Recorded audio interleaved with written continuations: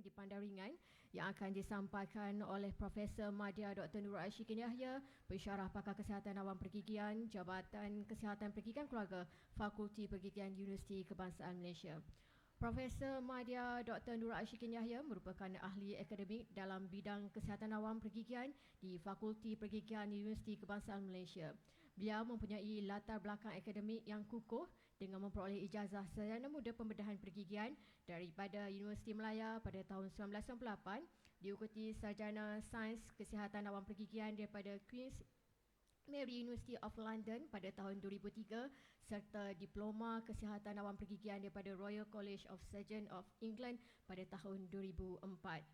Beliau kemudian melengkapkan pengajian Doktor Falsafah di Universiti Malaya pada tahun 2017.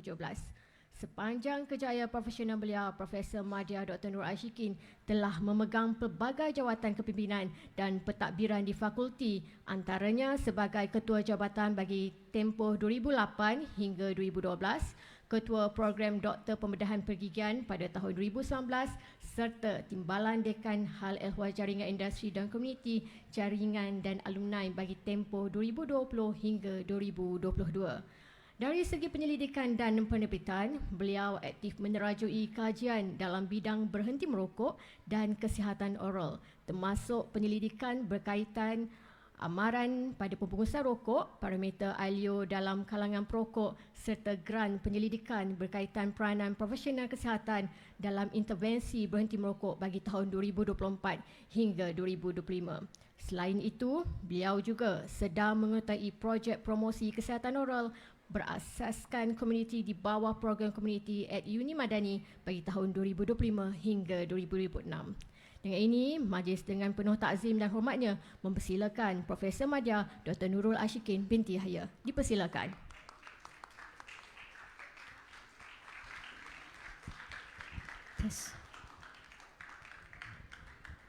Assalamualaikum. Terima kasih yang berbahagia Puan Pengerusi dan pengacara majlis.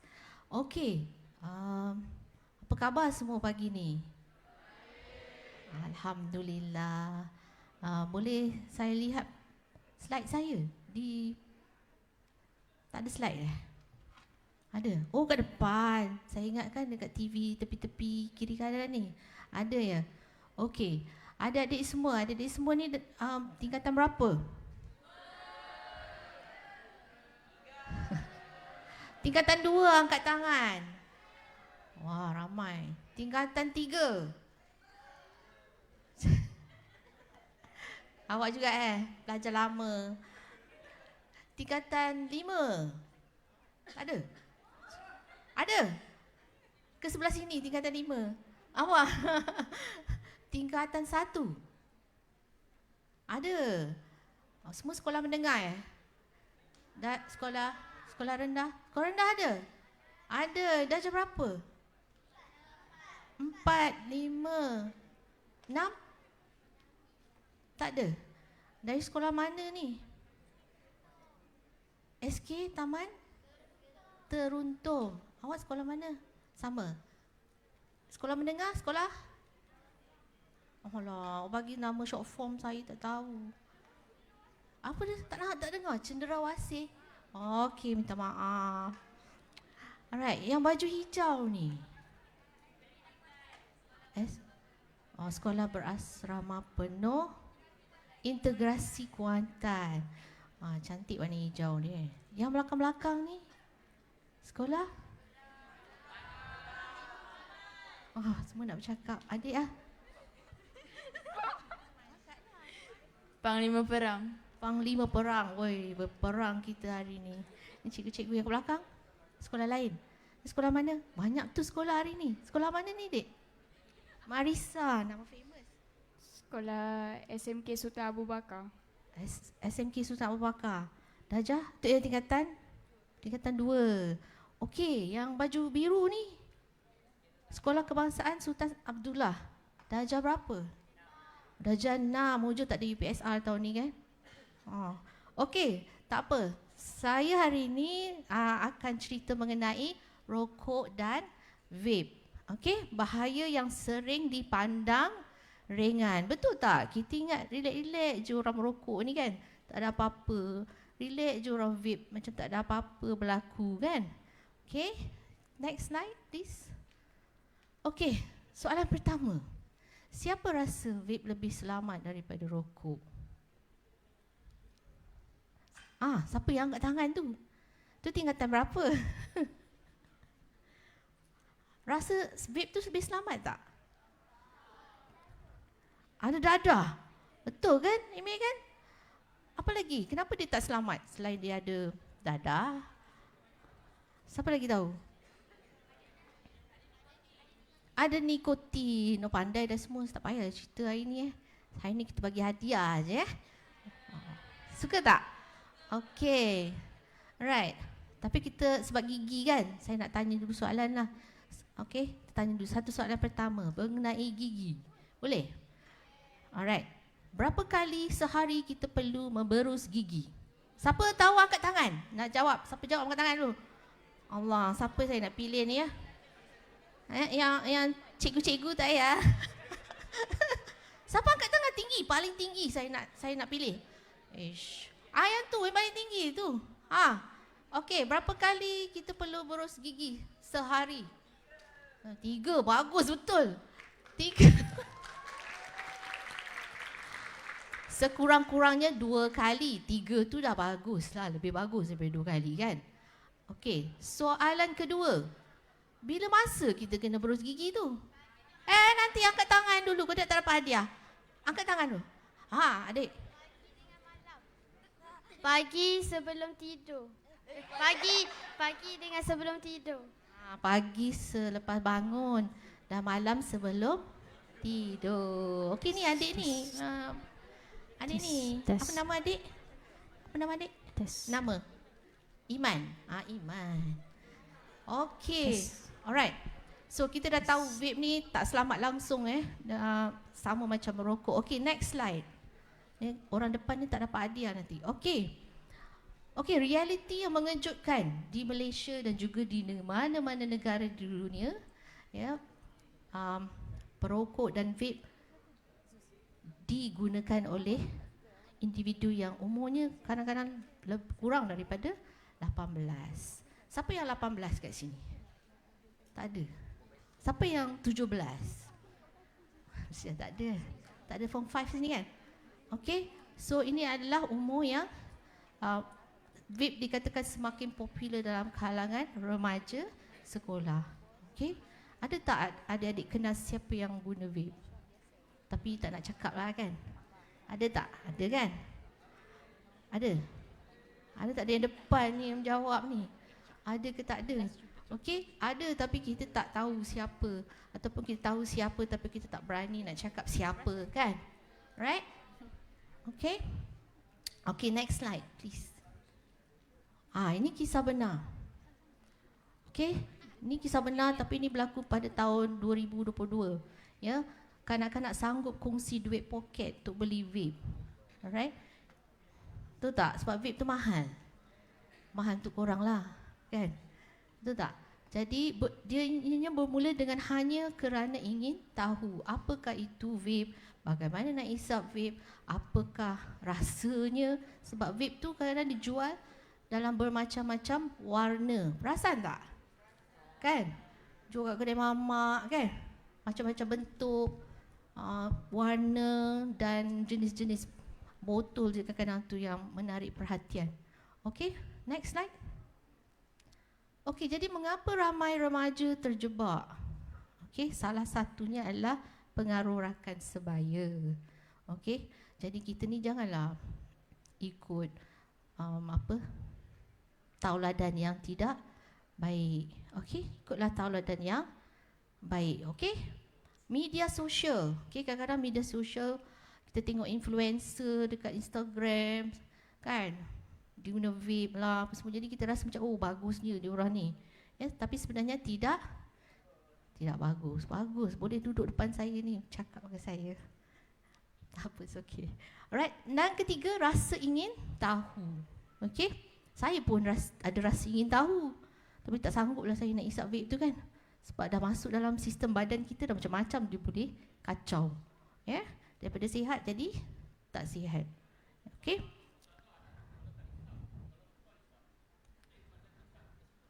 Apa dia? Sorry. Sebelah hisap. Oh, betul. Itu rokok kan? Rokok lah. Vape tak juga. Vape dia kadang-kadang keluar. Betul lah juga dia bau kan. Tapi sebenarnya dia berbeza dengan asap rokok. Asap rokok tu tak juga, vape lain sikit mekanisme dia dengan rokok.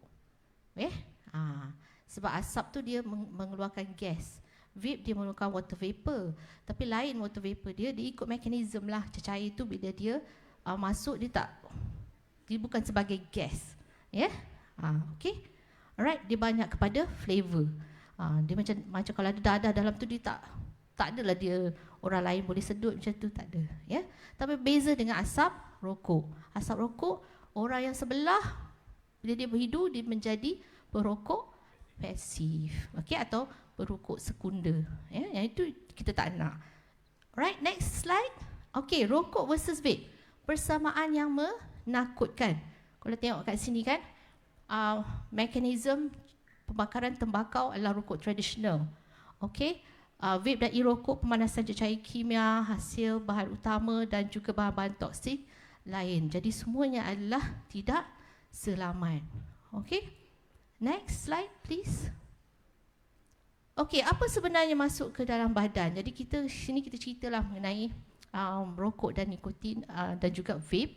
So kita tengok sini, nikotin adalah punca ketagihan utama. Kalau kadang-kadang tu ada juga vape yang tak ada nikotin.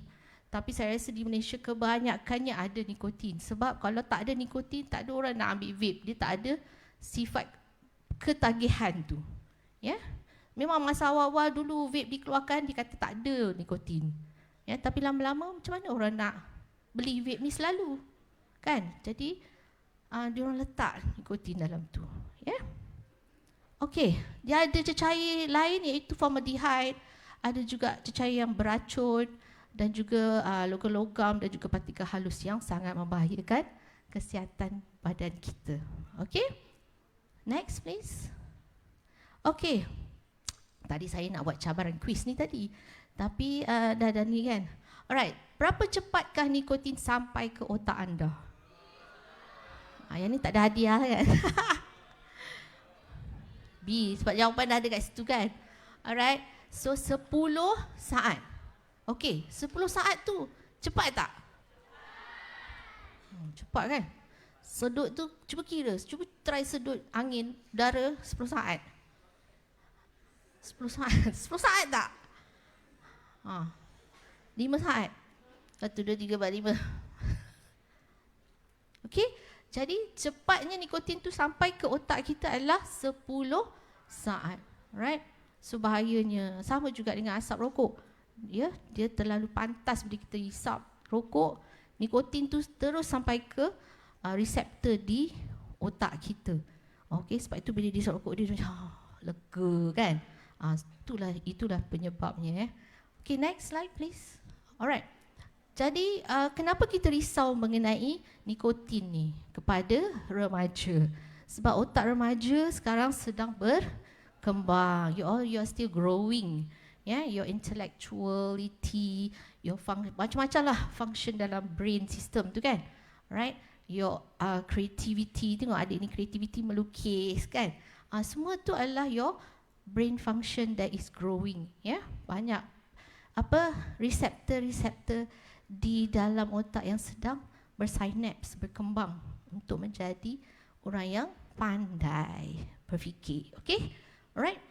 So kesan jangka panjang dia adalah ketagihan berlaku jauh lebih cepat berbanding orang dewasa. Okay?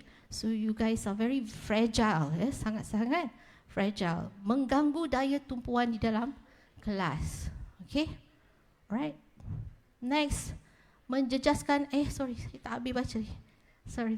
Menjejaskan memori dan kapasiti pembelajaran dan last sekali meningkatkan risiko masalah kebimbangan dan kemurungan. Alright?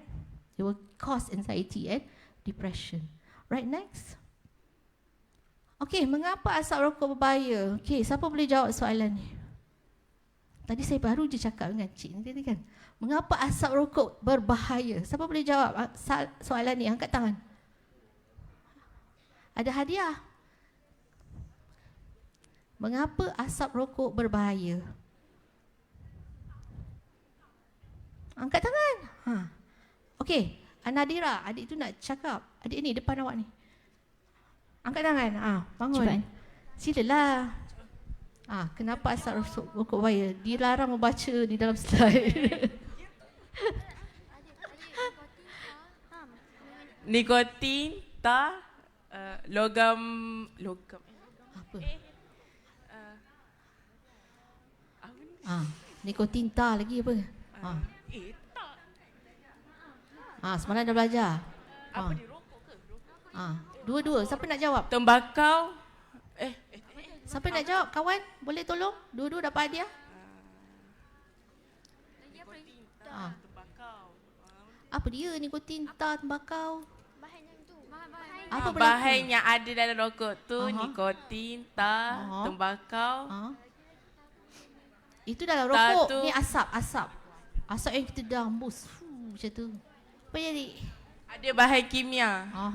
Apa dia? Apa? Asal kau tengok? Ada gas apa? Gas apa yang dilepaskan melalui asap rokok? Ingat? Karbon monoksida. Pandai. Thank you. Okay.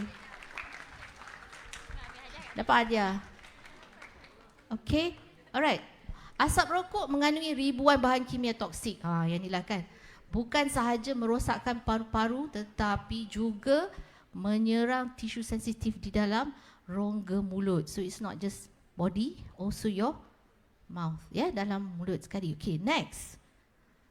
So apa berlaku dalam mulut anda? Dia kata dalam mulut pun ada kan? Apakah kesan-kesan merokok kepada mulut? Siapa boleh jawab? Angkat tangan. Okey, adik Nabil. Boleh berlaku kanser. Betul, boleh berlakunya kanser. Namanya kanser mulut. Okey, bagus. Alright. Okey, thank you adik Nabil. Next. Alright, so kita cerita sikit ya. Salah satu kesannya adalah secara serta-merta bila kita merokok ataupun vape. Salah satunya adalah mulut berbau. Mulut berbau ni dia ada dua jenis. Satu mulut berbau, bau apa? Bau rokok. Okey, satu lagi adalah mulut yang berbau busuk. Yang dicampur dengan gigi yang tak digosok, okey, dengan air liur dan sebagainya dan bakteria dalam mulut sudah menjadi mulut berbau yang kita panggil halitosis. Okey? Right? Faham ya? Alright. Kesan serta-merta yang satu lagi ialah mulut kering. Sebab bahan kimia dalam rokok tu dia boleh menyebabkan kita punya saluran air liur tu mengecut dan sebagainya, mengganggu dan menyebabkan pengeluaran air liur kita kurang. Alright? Dan ketiga adalah dia boleh menjejaskan deria rasa. Alright? Sebab itu bila orang yang berhenti merokok dia kata, "Oh doktor, saya naik berat badan sebab saya suka makan." Apa yang berlaku ialah deria rasa kita telah kembali kepada asal kita dah function dengan baik. Jadi kita dapat menikmati rasa makanan tu dengan sedap sekali. Itu adalah salah satu apa yang perokok bagi tahu saya lah. Dia kata, "Doktor, saya naik pula berat badan. Selera naik lah pula." Takkan nak kata suruh merokok balik kan? Okay, so apa pula kita nak buat untuk mengawal berat badan? Apa perlu kita bagi nasihat? Bersenam, pandai pun. Ada hadiah. Siapa nama awak? Rashwin. Prashwin. Rashwin, awak tingkatan berapa? Tingkatan 2. Pandai. Okey, tahniah. Ada lagi hadiah ke Atira? Ada 2 lagi. Okey. Next. Okey, salah satu yang paling ketara kalau kita tengok gigi orang kan. Okey, balik ni tengok gigi orang sebelah. Okey. Gigi dia kuning tak? Kuning? Gigi kawan awak sebelah kuning ke? Cuba tengok gigi kawan sebelah. Tengok, kuning tak? Cuma sengih sikit. Singgihlah, Dek. Kuning tak? Ada tak kuning macam kat dalam tu TV tu? Tak ada kan? Okey, balik tengok pakcik-pakcik ke, siapa ke kan? Gigi bertukar menjadi kuning dan coklat. Macam kenapa gigi tu jadi kuning dan coklat? Apakah yang menyebabkannya? Asap? Apa tu? Siapa nak jawab soalan saya tu yang pakai tie merah?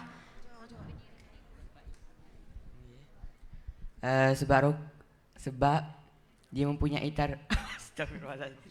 Sebab ada tar rokok. Ada tar rokok, betul. Ada nak tambah lagi? Nikotin dan tar yang menyebabkan gigi tu kuning. Okey? Okey. Tahniah. Nama adik apa? Faiz Muhaimin. Allah, panjang nama pendek. Faiz. Okey, tahniah Faiz. Okey, so dapat hadiah dah? Janganlah jenguk hadiah tu. Excited kan? Patut saya bawa banyak sikit hadiah lah, lain kali lah. Kenalah jemput saya lagi kan, kotak. Okey, so kalau kita tengok daripada cermin dekat gigi bawah tu, kadang-kadang kita tak nampak. Melainkan kita tengok di bahagian dalam, kalau tengok gambar tu kan, baru kita nampak ada macam karat-karat gigi tu. Okey, itu adalah antaranya disebabkan oleh nikotin dan tar. Tapi ada juga sebab-sebab lain. Contohnya kita minum kopi, teh, okey, juga boleh menyebabkan gigi berubah warna. Okey, next. Okey, yang ini kompleks sikit lah kan. Ini dia dah jadi kepada kejadian yang lebih kompleks, iaitu menjadi penyakit gusi atau lebih kenali sebagai periodontitis yang disebabkan oleh kekurangan oksigen kepada salur darah, okey, kepada gigi disebabkan oleh asap rokok tadi tu, nikotin tadi, right, nikotin, tar dan sebagainya yang menyempitkan saluran darah kepada dalam gusi. Jadi gusi tidak mendapat oksigen yang secukupnya. Jangan ingat awak je, paru-paru je boleh mendapat oksigen. Gigi pun perlu, okey, melalui salur darah untuk menjadi gusi, mendapat gusi dan gigi yang sihat. Okey? Right. Jadi bila dia tak ada, dia dah menjadi periodontitis tu, jadi penyakit gusi, dia boleh juga menyebabkan kehilangan tulang di sekelilingnya. Tulang yang menyokong gigi. Jadi dia menyebabkan akhirnya gigi gugur. Kita panggil gugur lah. Tapi sebenarnya kalau gigi yang goyang tu kan, gigi yang goyang, kalau kita tengok atuk nenek ke, gigi goyang kan, dia disebabkan oleh penyakit gusi juga. Okay? Alright, next. Okay, last juga bila kita merokok atau vape, ada risiko untuk lambat sembuh luka yang kita ada, termasuklah di dalam mulut. Contohnya selepas cabutan gigi. Kalau adik-adik tengok gambar DA tu adalah gigi yang telah dicabut, ada ruang kat situ. Ada macam darah situ kan? Tu lubang soket dia. So, kalau kita merokok selalunya akan melambatkan pemulihan dia punya, lambatlah pemulihan luka tu. Alright? Dan juga akan boleh mendapat infeksi kalau kita tidak menjaganya dengan betul. Jadi sebenarnya kita nak healing proses tu lebih baik supaya dia jadi macam B. Nampak tak dekat gambar B tu dia dah tutup sikit kan? Saya tak ada gambar C. Kalau gambar C dia memang betul-betul dah tutup dah lubang tu. Itu maknanya gusi telah heal, it's already healed. Okay, next. Okay. Karsinogen dalam tembakau dikatakan perokok adalah 6 kali ganda lebih berisiko terhadap kanser mulut. Right, disebabkan oleh bahan-bahan karsinogenik yang ada di dalam rokok dan juga vape. Okay, next. Okay. Ini saya komplimen Kesihatan Pergigian Johor. Rasanya saya ambil daripada Johor kot ini. Poster yang cantik ni. Okay. Bagaimana untuk memeriksa mulut sendiri. Untuk lihat sama ada kita ada tak sebarang ketumbuhan ataupun ketumbuhan yang abnormal lah di dalam mulut. Untuk mengenal pasti secara awal sama ada mulut kita sihat atau tidak. Okay. So ada 6 langkah kat situ. Okay, tengok tak? Kita tengok leher, langkah yang pertama. Kedua, cuba pegang leher. Ada bonjol-bonjolan tak? Tak ada. Alright. 2, tengok gigi. Lift your lip. Ni kena ada cermin ni. Kan? Sebenarnya. Tapi tengok kawan. Sebetulnya kawan tengok. Okay. Nombor 3, tengok di bahagian pipi yang di dalam. Okay. We have to do this using a mirror sebenarnya. Bila awak gosok gigi tu, awak pergi tengoklah sambil-sambil gosok gigi lepas tu kan. Tengok kat cermin. Okay. And then checklah langit. Guna jari. Ada tak sebarang bonjolan ke? Nombor 5, lantai mulut. Angkat lidah. Rajin tak angkat lidah, tengok. Dan nombor 6 ialah di tepi lidah tu. Okey, ini adalah secara ringkas. Okey, next. Okey, ini adalah penyataan lah kan. Berarti merokok adalah langkah tunggal paling penting yang boleh anda ambil untuk menyelamatkan gigi, gusi dan nyawa anda. Okey, next. Okey, dari mulut ke seluruh badan. Okey, tadi kita dah cerita mulut kan. Okey, ini yang paling penting yang selalu kerap terjadi ialah merokok dan vape juga boleh menyebabkan penyakit paru-paru. Dan ini adalah yang terbarulah, yang IVALI kita panggil IVALI. Boleh tengok ini adalah hasil poster Public Health Malaysia. Dia menunjukkan paru-paru menjadi span basah yang berlendir akibat vape. So gambaran di situ adalah menggambarkan perbezaan di antara paru-paru sihat dan juga paru-paru yang rosak. Okey? Kita tak nak ini Yang ini boleh menjadi kejadian ini boleh menjadi seumur yang muda Tak semestinya dah tua, dah lama guna pun boleh dapat. Jadi jagalah paru-paru anda. Okey? Alright? Okey, next. Okey, yang inilah kita kata vape tidak menghasilkan wap air semata-mata tapi juga mengandungi aerosol yang mengandungi partikel kimia toksik yang kita sedut. Alright. Next. Okey, perokok pasif tadi kita ceritakan. Siapa dia? Adik-adik, adik-beradik kita kalau kita merokok kan. Okey, dia bukan sahaja bau daripada aerosol yang ataupun wap asap yang dihembuskan tapi juga melalui pakaian. Dia boleh melekat sisa-sisa nikotin dan tar. Okey, rakan-rakan dan jiran juga menjadi perokok pasif bila kita isap rokok kat luar rumah kan. Kita ingat selamatlah, tapi sebenarnya mungkin asap tu sampai ke rumah sebelah. Kan? Jadi tak eloklah dan juga ahli keluarga kita. Right, next. Okey, mitos dan fakta. Bahagian pertama, okey, vape hanya perisa buah yang tidak berbahaya. Jadi ianya mitos sebenarnya ialah sangat berbahaya. Right? Dan vape tidak menyebabkan ketagihan teruk. Sebenarnya ianya menyebabkan ketagihan yang teruk sebab kita tak tahu berapa banyak nikotin ada di dalam vape. Okey? Right, next. Okey. Mitos kedua, saya hanya guna vape sekali-sekala. Memanglah sekali-sekala, tapi lama-lama menjadi ketagih. Alright. Next. Okay, taktik industri tembakau dan vape, sebab itu dia reka vape tu jadi cantik kan. Saya tak sempat nak letak gambar vape kat sini, tapi aku boleh tengok bila tengok kedai mamak tu ada jual. Tapi sekarang ni semua di belakang almari kan. Alright, semua di belakang almari. Taktik yang menjerat generasi muda juga. Okay, next. Okay, jom kita kira. Ada lagi hadiah Atira? Ada 2. Tadi lagi 2. Ada terlepas. Okay, jom kita kira. Okay, kat sini kan dia tulis. Ini dapat jawapan dia dah. Okay, right. Mari kita buat kiraan mudah. Okey, kalau kita habiskan duit untuk merokok RM20 sehari. Right? Sebulan 600. Berapa setahun? Berapa setahun? Angkat tangan. Siapa nak angkat tangan? Yang bertudung biru tu. Sebelah tudung hijau. Berapa?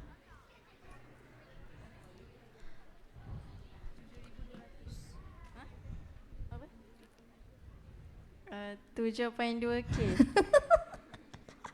Pandai. Okey, berikan tepukan. Okey. Right, soalan seterusnya, last Okey, saya tanya. Apa awak nak buat dengan 7,200? Siapa nak angkat tangan? Ya, jawapan dia apa-apalah awak nak jawab kan? Saya nak tahu. Apa awak nak beli dengan duit 7,000 tu? Tudung biru. Adik, nak beli apa? iPad? iPhone. Kan? Samsung pula. Apa lagi? Android. Bagi. Okey. Tadi dah bagi kan? 7.2K tu dah kan? Ni last. Okey. So bayangkan, adik-adik semua boleh beli apa saja dengan duit 7.2K tu kan? Kalau boleh berjimat-jemat. Kan? Berjimat-jemat, tak merokok, tak vape kan? That goes to orang dewasa juga. Apa yang dia boleh beli dengan duit 7,000 tu kalau tak beli rokok ataupun vape. Okey? Alright, next. Penat saya ingat. Ada berapa slide saya lagi? Bagaimana menolak pelawaan? Inilah yang susah ni kan. Kita cakap je teori kan. Alright, adik. Tapi ni tak ada hadiah dah. Tapi kita nak tanya soalan. Kalau ada orang tanya kan. Naklah saya nak awak rasa. Try. Sorry. Awak nak cakap apa? Suhasan.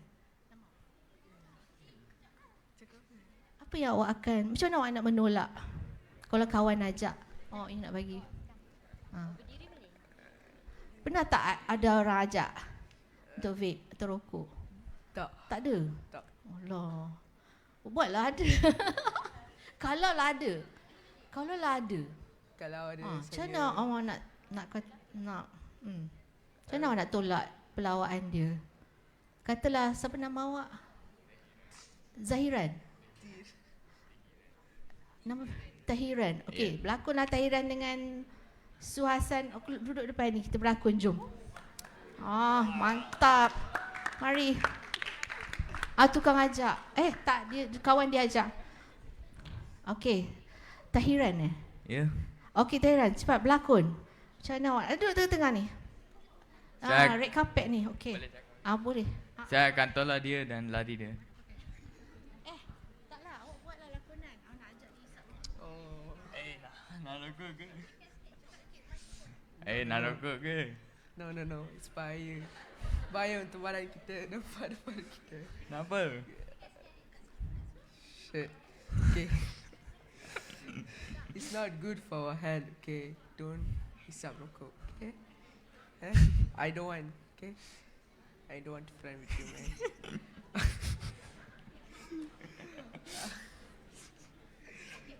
Dah. Okey, thank you Tahiran and Suhasan.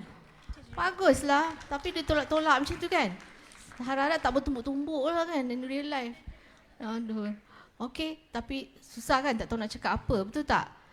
Especially adik-adik yang lagi muda tu kan, yang sekolah rendah lagi. Macam mana nak tolak orang say no Kita pun kalau orang bagi kerja lebih-lebih nak say no pun tak tahu. Kan? Alright. So inilah cara-cara dia. Okay, next. Alright. Jika sudah terjebak. Okay, adik-adik orang terjebak kan. Macam mana kita nak minta bantuan? Who are we going to ask for help? Right? First of all, carilah orang yang awak rasa awak percaya. Okay? Siapa yang awak rasa awak percaya? Ibu bapa? Kena marah terus. Siapa? Cikgu kan? Cikgu siapa cikgu favourite awak, Emil? Guru kaunseling. Guru kaunseling awak nama apa? Nama apa cikgu kaunseling? Tak ingat? Cikgu Syabudin. Kau bagi tahu dia kan? Lepas tu nak minta tolong apa? Macam mana nak minta tolong dengan cikgu Syabudin tu? Kalau lah tiba-tiba orang terjebak kan dengan isap rokok, tapi awak nak berhenti. Lepas tu nak cakap apa dengan cikgu? Tak tahu. Okey, tak apa. Cikgu saya isap rokok. Lepas tu saya nak berhenti. Macam mana cikgu? Salah lah cikgu Okey, tapi apa-apa pun carilah orang yang adik percaya untuk bercerita, ya. Alright. Satu lagi beli klik kesihatan, okey, itu untuk orang dewasa, dan juga doktor pergigian untuk orang dewasa lah. Kanak-kanak dia kena pergi consent, right? It's a bit different. Okay, next. Okay, 3 perkara yang semua perlu ingat. vape bukan wap air biasa, ya. That was the mythos 18 years ago, ya. Alright. Dan nikotin pasti akan mengikat kebebasan anda. It will make you addicted, ya. Ketagihan itu akan berlaku dan tiada masa terbaik untuk berhenti selain hari ini. Okey? Jadi jangan biarkan satu sedutan menentukan masa depan anda. Right, next.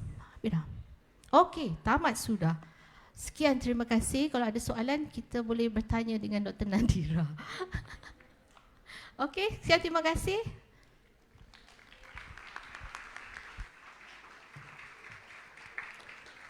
Terima kasih diucapkan kepada Profesor Madya Dr. Nur Aisyikin Yahya atas penyampaian pleno sebentar tadi.